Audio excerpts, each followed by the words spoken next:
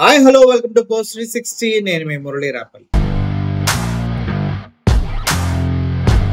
రాజకీయ నాయకులు ఇష్టం వచ్చినట్టు వాగటం మనందరికీ తెలుసు. కానీ ఇప్పుడు నేను కొన్ని విషయాలు చెప్తా ఉంటా, మీరు హవాక్ అవుతారు. ఎందుకంటే ఇట్లాంటి దరిద్రులు రాజకీయ నాయకులు ఎట్లా అయ్యారా అనిపిస్తుంది మీకు. మన జీవితాల్ని, మన భవిష్యత్తుని, మన ఆరోగ్యాల్ని కాలరాస్తూ వీళ్ళు మన శవాల పైన వాళ్ళ రాజ్యాలు నిర్మించుకుంటూ వెళ్తే మనమేమో పెచ్చనా కొడుకుల్లాగా వాళ్ళు చెప్పిన సొల్లు సొట్ట సొటారం కబుర్లన్నీ వింటా ఉంటాం. ముఖ్యంగా చెప్పాలంటే ఎలా ఉంటుందంటే, ఎలక్షన్స్ ముందు కరెంటు బిల్లులు పెంచాం పెంచాం పెంచాం అని చంద్రబాబు నాయుడుకి చెప్పినట్టు, పెట్రోల్ డీజిల్ ధరలు దేశంలో అన్ని రాష్ట్రాల కన్నా ఆంధ్రప్రదేశ్లోనే ఎక్కువ, మా రాష్ట్రంలోనే ఎక్కువ, ఇది ఘోరం, అందువల్లే అన్ని రేట్లు పెరుగుతున్నాయి అంటూ లోకేష్ గారు మాట్లాడి పెట్రోల్ బిల్లులు తగ్గిస్తా అని చెప్పడం ఇప్పటి వరకు దేశవ్యాప్తంగా చూసుకున్నా కూడా ఆంధ్రప్రదేశ్లో ఉన్నటువంటి పెట్రోల్ రేట్లతో ఏ రాష్ట్రం పోటీ పడదు. మనమే నెంబర్ 1. 110 రూపాయలు తగ్గట్లా. అటువంటి తరుణంలో ఇటువంటి సొల్లు కబుర్లు చాలా చెప్తూ ఉంటారు ఎలక్షన్ ముందు. సూపర్ 6లు, అనేకమైన హామీలు, చొక్కా పట్టుకుని గల్లా పట్టుకుని అడగండి, మీడియా ముందే నేనున్నా, ఈ ప్రగల్భాలన్నీ విన్నాం.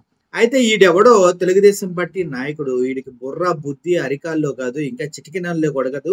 అక్కడ నుంచి వాడి నీడలోకి వెళ్ళిపోయింది, వాడు నడిచే నీడలోకి వెళ్ళిపోయింది. ఎంత తెలివి తక్కువని రాజకీయ నాయకులు చేసి మన మీద వదులుతుంటే మనం సిగ్గు శరాలు లేకుండా ఈ ఎదవలకి ఓట్లేసి మనం ఎలా రాజకీయాల్లో వీళ్ళని ప్రోత్సహిస్తూ ముందుకు తీసుకెళ్తున్నాం అనేది నాకు ఇప్పటికీ అర్థం కావట్లేదు. ఎవడన్నా తాగి డ్రైవింగ్ చేస్తే తప్పురా అని కేసులు పెట్టి జైల్లో వేసి బొక్కలో వేస్తారు, అవునా కదా?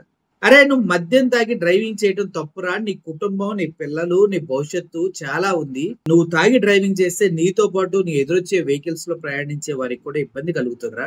తాగకూడదు, తాగి డ్రైవింగ్ చేయకూడదు అని ఆర్టీఓ వాళ్ళు మొత్తుకొని కింద మీద పడి చెప్తూ ఉంటే ఈ సిగ్గులేని రాజకీయ నాయకుడు టీడీపీ లీడర్ ముస్లిం అంట, మరీ బుర్ర తక్కువలా ఉన్నాడు. ఇడు ఒక విధంగా చెప్పాలంటే వక్ఫ్ బోర్డు సవరణ బిల్లు వచ్చినప్పుడు ముస్లింస్ కి వ్యతిరేకంగా వక్ఫ్ బోర్డు సవరణ బిల్లుకు టీడీపీ ఓటేసినప్పుడు, కూటమి ఓటేసినప్పుడు ఎవరైతే ముస్లింస్ అనే వాళ్ళు ఉన్నారో వాళ్ళంతా టీడీపీకి దూరం అవ్వాలి. ఎందుకంటే అది ఘోరమైన అన్యాయం జరుగుతుంది. మీకు మీ ఆస్తుల్ని దోచేసుకోవడానికి మీ వక్ఫ్ బోర్డులోకి కరుడు కట్టిన హిందువులు తీసుకొచ్చి కూర్చోబెట్టి మీ ఆస్తుల్ని అమ్మకుండా, తినకుండా, ఏం చేయకుండా, ప్రజలకు ఇవ్వకుండా కట్టడి చేసే ప్రయత్నమే వక్ఫ్ బోర్డు సవరణ బిల్లు. ఆ విషయం తెలుసు అందరికీ. వైఎస్ఆర్సీపీ పార్టీ దీన్ని దారుణంగా ఖండించింది, వ్యతిరేకంగా ఓట్లేసింది. అట్ ద సేమ్ టైం మోడీకి లెటర్ కూడా రాసింది, ఇలా కరెక్ట్ కాదండి.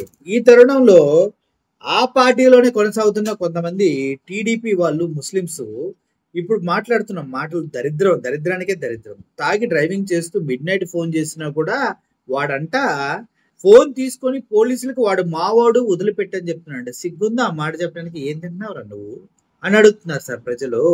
మీ ఏజ్కి, మీరు మాట్లాడిన మాటకి, మీకున్న పొజిషన్కి కొద్దిగానే సిగ్గుందా, బాధ్యత ఉందా?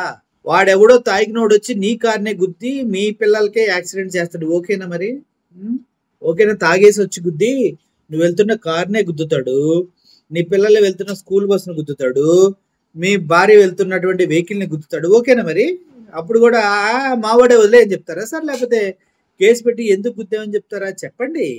సిగ్గు లేని మాటలు మాట్లాడకూడదు మీడియా ముందుకు వచ్చినప్పుడు. వయసు ఎదిగింది, పదవి ఉంది, డబ్బు ఉంది, నోటికి వచ్చినట్టు వాగితే ఎట్ట? ఒకసారి వినండి ఆ మాటలు. మీ పని అర్ధరాత్రి అయితే కూడా రాత్రి తాగి కూడా ఫోన్ చేసి అన్న ఆటో పట్టుకున్నారన్న అంటే అప్పుడప్పుడే ఫోన్ చేసి మా వాళ్ళ వదిలేయని చెప్తారు. ఏమి రాత్రి తాగి కూడా ఫోన్ చేసి అన్న ఆటో పట్టుకున్నారన్న అంటే అప్పుడప్పుడే ఫోన్ చేసి మా వాళ్ళ వదిలేయని చెప్తారు. ఏమి ఇదా మీరు సమాజానికి ఇచ్చే మెసేజ్? మీకు రాజకీయంగా ఓట్లేసి పదవులు ఇచ్చి కూర్చోబెడుతూ ఉంటే, నామినేటెడ్ పదవులు ఇస్తుంటే, ప్రభుత్వానికి అండగా ఉన్నారని కొన్ని పదవులు ఇస్తుంటే నోటుకు వచ్చినట్టు వాగితే ఎలా భయ్యా? ఇంకా అన్నం తింటున్నప్పుడు బాధ్యతాయుతంగా మాట్లాడాలా. తాగి వెళ్లే వాళ్ళని పోలీసులు పట్టుకుని నువ్వు ఫోన్ చేసి వదిలిపెట్టమని చెప్తే వాళ్ళు వదిలేస్తారా? ఎవడా పోలీసు? ఒకసారి చెప్పు. నువ్వు చెప్తే వదిలేసే పోలీసు ఎవడు చెప్పు, వాళ్ళ పేర్లు చెప్పు.